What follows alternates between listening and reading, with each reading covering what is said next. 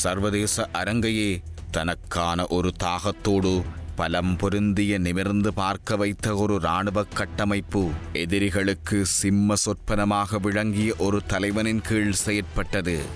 தொழில்நுட்பங்கள் ஏனைய நாடுகளுக்கு பரவலாக்கப்படாத காலத்தில் கூட தொழில்நுட்பத் துறையில் புரட்சிகளை செய்த எமது வீரர்கள் போர்க்களத்தில் வெறுமனமே ஆயுதங்களை நம்பி போரிடாமல் தன்னம்பிக்கையை நம்பி போரிட்ட போர் மறவர்கள்.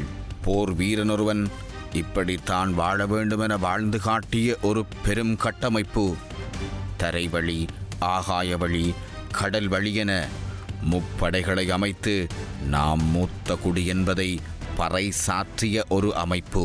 சர்வதேச நாடுகளின் உதவியுடன் பலம் பொருந்திய சர்வதேச உதவிகளுடன் அரச கட்டமைப்பை கொண்ட ஸ்ரீலங்கா அரசாங்கத்துடன் 30 ஆண்டுகளுக்கு மேலாக போரை தன்பக்கம் தக்க வைத்துக் கொண்ட அமைப்பை சர்வதேசம் கூர்ந்து கவனிக்கத் தொடங்கியது. படிப்படியாக அந்த அமைப்பின் வளர்ச்சியை பொறுத்து கொள்ள முடியாத நாடுகள் ஸ்ரீலங்கா அரசுக்கு தங்களுடைய உதவிகளை இன்னும் தாராளமாக கொடுத்தார்கள்.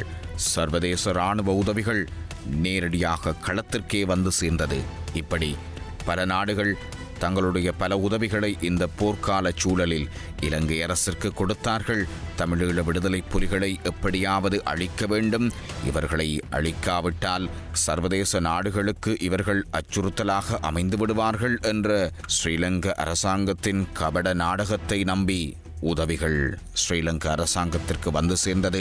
இன்னும் சில நாடுகள் தமது போரியல் விளம்பரங்களுக்காக தமது போரியல் சாதனங்களை இலங்கையில் வாழும் ஈழத் தமிழர்கள் மீது பரிசோதிக்கவும் இங்கே வந்தார்கள்.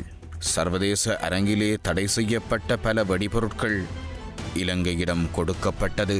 கனகச்சிதமாக போரை நகர்த்தினார்கள். துரோகங்களால் உரிமைக்கான போர் மௌனிக்கப்பட்டது.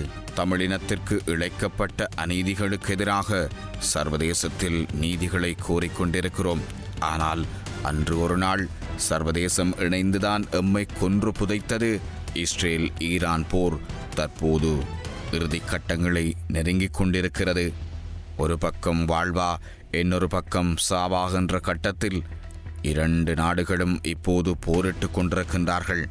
ஈழத்தமிழர்களுக்கு சர்வதேசம் அன்று செய்த துரோகம் இன்று மெல்ல மெல்ல கால சக்கரத்தில் அவர்களுக்கு தென்பட ஆரம்பித்திருக்கிறது. முழுமையாக பல நாடுகள் தமக்குள்ளே தாங்கள் அடிபட்டு கொண்டிருக்கின்றார்கள். பொருளாதார வளங்கள் வீழ்ச்சி பாதையை நோக்கி பயணித்து கொண்டிருக்கின்றது. தங்களுடைய நாட்டு மக்களை தாங்களே காப்பாற்ற முடியாத நிர்கதியான நிலைக்கு மக்களை தள்ளியிருக்கிறது ஒவ்வொரு அரசும்.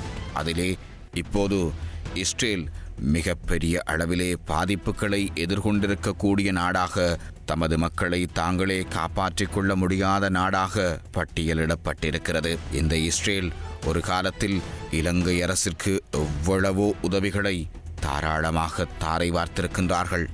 ஸ்ரீலங்காவுக்கும் தமிழீழ விடுதலை புலிகளுக்குமான போரில் ட்ரோன்கள் எனப்படும் ஆளில்லா விமானங்கள் மிக முக்கியமான ஒரு காத்திரமான பங்கை அளித்தது. இவை வான்பரப்பிலிருந்து புலிகளின் பதுங்குகுழிகள் மற்றும் நடமாட்டத்தை 24 மணி நேரமும் கண்காணிக்க உதவின. இதையும் இஸ்ரேல்தான் அன்று இலங்கை அரசாங்கத்திற்கு கொடுத்திருந்தது. இந்த ட்ரோன்கள் வான் புலிகளின் ஓடுதளங்கள் எங்கே இருக்கிறது என்பதை தேட இஸ்ரேலிய ட்ரோன்கள் பயன்படுத்தப்பட்டிருக்கிறது. குறிப்பாக முல்லைத்தீவு மற்றும் கிளிநொச்சி பகுதிகளில் மறைக்கப்பட்டிருந்த வான் புலிகளின் ஓடுதளங்களை இந்த ட்ரோன்கள் படம் பிடித்து கொடுத்தன. அதன் பின்னரே இலங்கை விமானப்படை அந்த இடங்கள் மீது துல்லியமான குண்டுவீச்சுக்களை நடத்தியது. இந்த ட்ரோன்களில் பொருத்தப்பட்டிருந்த FLIR கருவிகள் மனித உடலங்கள் மற்றும் வாகன பொறிகளிலிருந்து வெளியேறும் வெப்பத்தை வைத்து அவற்றை கண்டறிந்தன. அந்த அளவுக்கு துல்லியமான ட்ரோன்களை அந்த நேரத்திலேயே இலங்கை அரசிற்கு இஸ்ரேல் கொடுத்திருந்தது. மனித உடலங்களிலிருந்து வெளியேறும் வெப்பத்தை வைத்து அவர்களை அடையாளம் காணக்கூடிய வசதி இந்த ட்ரோனில் இருந்தபடியால் இரவு நேரங்களில் காட்டுப்பகுதிகளில் புலிகள் நகர்வதையும் சமையல் செய்வதையும் நெருப்பு மூட்டுவதையும் கூட இராணுவத்தால் வான்வழியாக காண முடிந்திருந்தது. இஸ்ரேல் ட்ரோன்கள் சுமார் 15,000 முதல் 20,000 அடி உயரத்தில் பறக்கும்.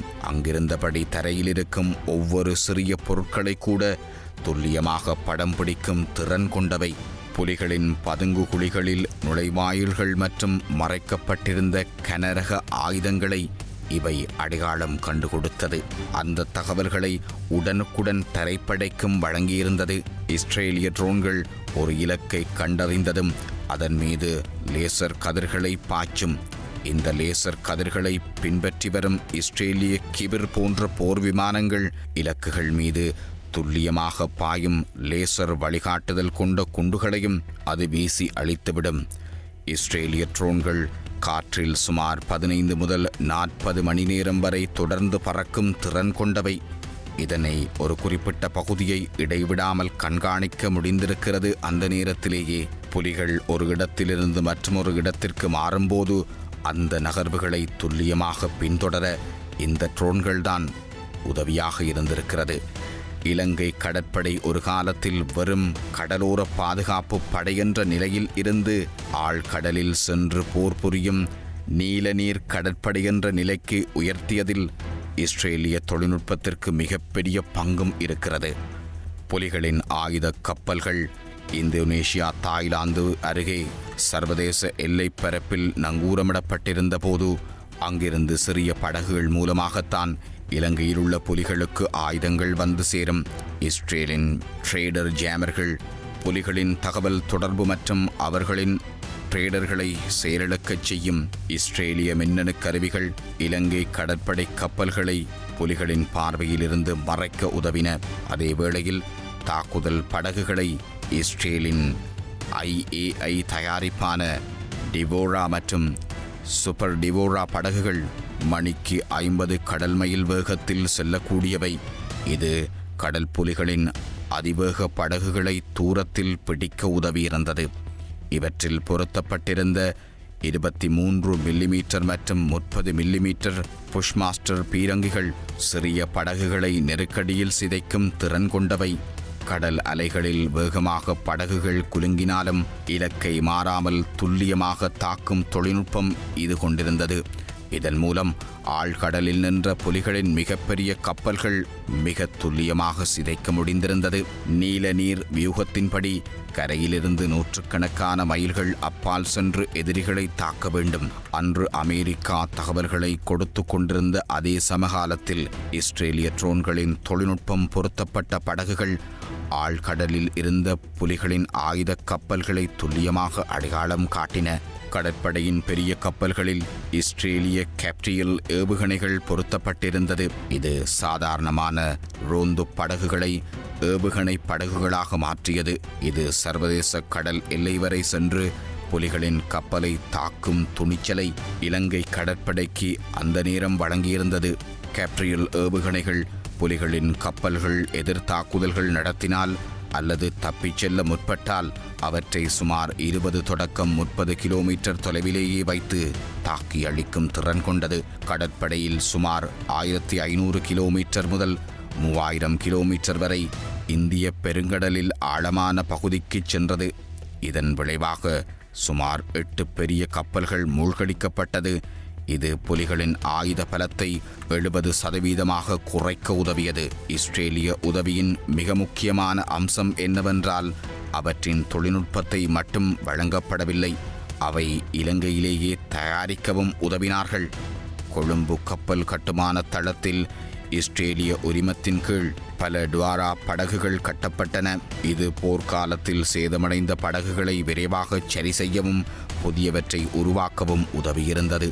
இவற்றை விட இஸ்ரேல் வழங்கிய முப்பரிமாண ட்ரேடர் அமைப்புகள் 3D ட்ரேடர் அமைப்பு வான்புலிகளின் விமானங்களை மிகச் சிறியவை மற்றும் மிக குறைந்த உயரத்தில் பறக்கக்கூடியனவற்றை சாதாரண ட்ரோன்களால் இவற்றை கண்டறிவது கடினம். இஸ்ரேலில் எல்டா நிறுவனம் தயாரித்த அதிநவீன முப்பரிமாண ட்ரோன்கள் மிக குறைந்த உயரத்தில் பறக்கும் சிறிய பொருட்களை துல்லியமாக கண்டறியும் திறன் கொண்டவை. கொழும்பு துறைமுகம் மற்றும் கட்டநாயக்க விமான நிலையம் போன்ற முக்கிய இடங்களை பாதுகாக்க இஸ்ரேல் தொழில்நுட்பம் கொண்ட L-70 ரக விமான எதிர்ப்பு பீரங்கிகள் நிலைநிறுத்தப்பட்டது. அன்று இஸ்ரேல் இலங்கை பீரங்கி படைக்கு வழங்கிய 155 மில்லிமீட்டர் ஆர்ட்லரிகள் ஏவுகணை நீண்ட தூர இலக்குகளை தாக்க பயன்படுத்தப்பட்டது. இரவு பார்வை கருவிகளும் பகிர்ந்தளிக்கப்பட்டது. சமகாலத்தில் காடுகளுக்குள் இரவு நேரங்களில் பதுங்கியிருந்து தாக்கும் திறனை இராணுவத்திற்கு வழங்கியது. புலிகளின் தகவல் தொடர்பு மற்றும் வானொலி அலைவரிசைகளை இடைமறித்து கேட்கும் தொழில்நுட்பத்தை இஸ்ரேல் வழங்கியது இலங்கை அரசிற்கு. இவ்வாறாக இஸ்ரேல் வழங்கிய ஆயுத பலம் தமிழீழ விடுதலை புலிகளை அழித்து ஒழிப்பதற்குரிய முக்கிய கருவிகளில் ஒன்றாக அந்த நேரத்தில் திகழ்ந்தது என்பதை நம்மில் பலர் அறிந்திருக்க மாட்டார்கள். இஸ்ரேல் என்ற ஒரு தனி நாடு இவ்வளவு உதவிகளை இலங்கை அரசிற்கு வழங்கியிருக்கிறது. இன்னும் எத்தனையோ நாடுகள் இறுதி போர்க்கால சூழலில் இலங்கைக்கு பல உதவிகளை வழங்கியிருக்கிறார்கள். அத்தனை உதவிகளையும் பெற்றுத்தான் பெரும் போரொன்றை மௌனிக்கச் செய்தார்கள்.